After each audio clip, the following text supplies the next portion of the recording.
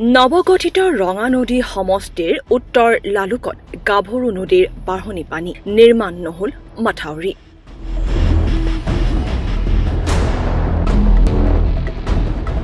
লখিমপুৰ জিলাৰ ৰঙা নদী সমষ্টিৰ উত্তৰ লালুকত গাভৰু নদীৰ বাঢ়নি পানীয়ে সৃষ্টি কৰিছে ভয়াৱহ ৰূপ। প্ৰবল বৰষুণৰ ফলত গাভৰু নদীৰ বাঢ়নি পানীয়ে কাল ৰূপ ধাৰণ কৰা এই দৃশ্য প্ৰথম নহয়। আজিৰ পৰা প্ৰায় এক মাহ পূৰ্বে গাভৰু নদীৰ এটা গাইড বান্ধ নদীৰ বাঢ়নি পানীয়ে ছিঙি নিছিল।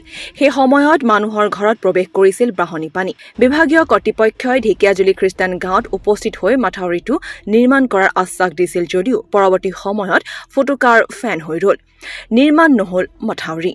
অহা ধাৰাসাৰ বৰষুণৰ ফলত পুনৰ ঢেকিয়াজুলি খ্ৰীষ্টান গাঁৱৰ বিভিন্ন এলেকাত পানীয়ে টচ নচ কৰা পৰিলক্ষিত হৈছে। মানুহৰ ঘৰৰ ভিতৰত পানী সোমাইছে, পথৰ ওপৰেদি বাগৰিছে পানী।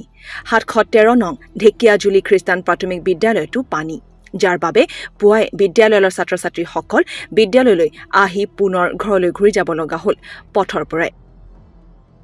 ৰাইজৰ দাবী, যদি গাভৰু নদীৰ মাথাউৰিটো বিজ্ঞানসন্মতভাৱে নিৰ্মাণ নকৰে তেন্তে ঢেকিয়াজুলিবাসী ৰাইজক জুৰুলা কৰি পেলাব গাভৰু নদীৰ বাঢ়নি পানীয়ে।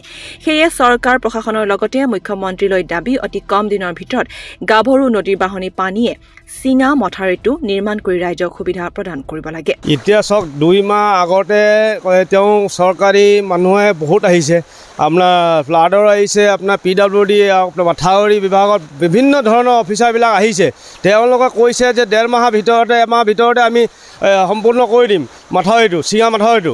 আজিলৈকে সম্পূৰ্ণ কৰা নাই। যিহেতু আমাৰ 2 নং টুনিজান এইফালে ঢেকিয়াজুলি অঞ্চল গোটেই মানুহ ঘৰে ঘৰে পানী, আৰু এনেকুৱা অৱস্থা হৈছে। চৰকাৰক বাৰে বাৰে দাবী কৰি আছোঁ, আমি বাৰে বাৰে কৈ আছোঁ যে আপোনালোকে সোনকালে আমাক হেৰি কৰি দিয়ক, মাথাউৰিটো ঠিক কৰি দিয়ক। আৰু নদীৰ কাষেদি যিটো গাইড বান্ধ আছে, বান্ধখন নিৰ্মাণ কৰিবৰ কাৰণে কোৱা হৈছিল।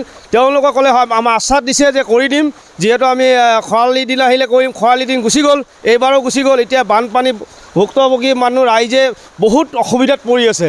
এতিয়া সাহাৰ্য এবাৰ অলপ সাহাৰ্য দিলে, তাৰপিছত খবৰ নাই, কোনো প্ৰশাসন অহা নাই।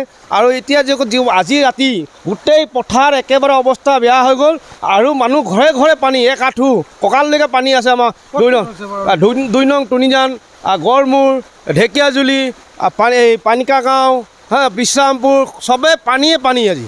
সেইটো কাৰণে বাৰে বাৰে আবেদন কৰিছোঁ মুখ্যমন্ত্ৰী মহোদয়ক, মামাক, যে অতি সোনকালে প্ৰশাসন বিভাগক দি মাথাউৰি নিৰ্মাণ কৰি দিব লাগে, আৰু বানপানী সাহাৰ্য অতি সোনকালে দিবৰ কাৰণে দাবী জনাইছোঁ আমি। লখিমপুৰৰ পৰা ইছৰাকুল ইছলামৰ ৰিপৰ্ট, ডি নিউজ আৰু ডি নৰ্থ ইষ্ট।